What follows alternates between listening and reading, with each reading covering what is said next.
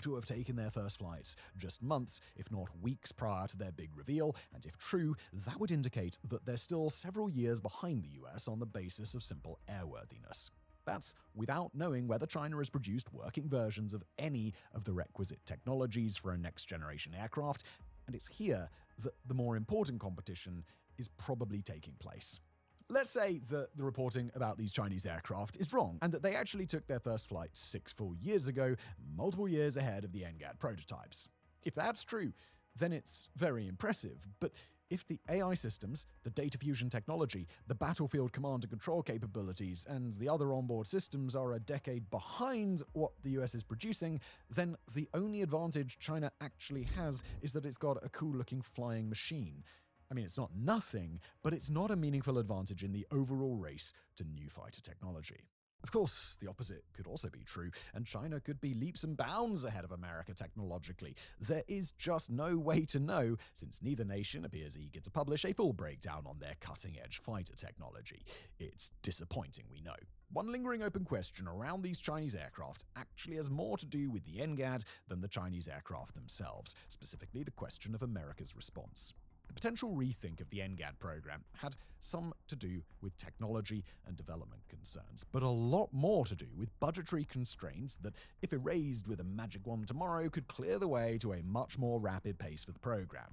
The incoming Trump administration has already signaled an interest in funding surges toward defense, and now, with the added motivation of 2 scary, unexplained Chinese aircraft to think about, American legislators and policymakers might be substantially more willing to allocate funds to the NGAD if it means reclaiming or preserving whatever technological advantage America still has. And it is here that we come to the final question of this episode. Did China just give America a foxbat moment? And bear with us here for a very quick history lesson that winds the clock back to the Cold War. Once upon a time, America was working on a Mach 3 capable bomber, the B-70 Valkyrie, that was supposed to fly fast and high enough that it couldn't be stopped by Soviet air defenses.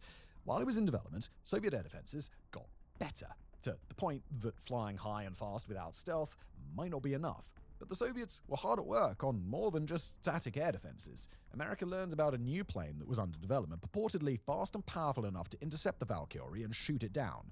That plane, heavily propagandized by the Soviets, would eventually be designated the MiG-25 and referred to in NATO nations as the Foxbat.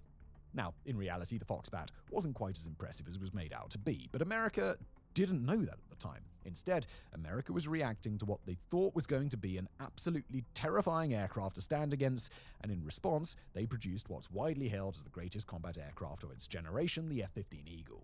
When the US finally got its hands on a MiG-25, they discovered that what they'd been so afraid of was actually a dangerous-to-fly, very niche interceptor aircraft, while what they'd built in response was a high-powered, high-performance, highly versatile beast that could all but guarantee air supremacy in a range of environments. The Soviets talked a big talk.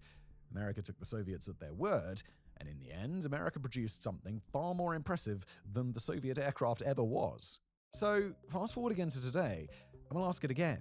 Is China's big reveal of these 2 new aircraft a 21st century Foxbat moment? And just as importantly, whose Foxbat moment is it?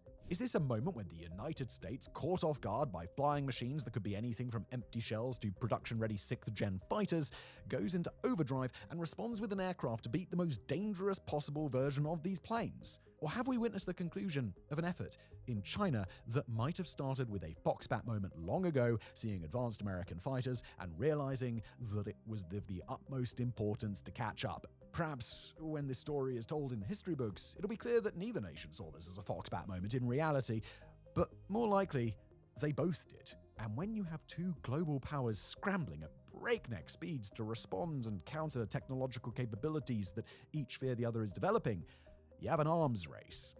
Did China checkmate America's 6th-gen fighter program? No, probably not. Does America retain a dominant edge in its fighter aircraft technology? Probably not. But if either of these 2 nations had any illusions before now about just what sort of competition they're mutually engaged in, then they should have no doubt anymore. The space race, the push to ICBMs, these things went out of fashion a long time ago. The 6th-gen fighters, they're our arms race now. And that arms race is just getting started.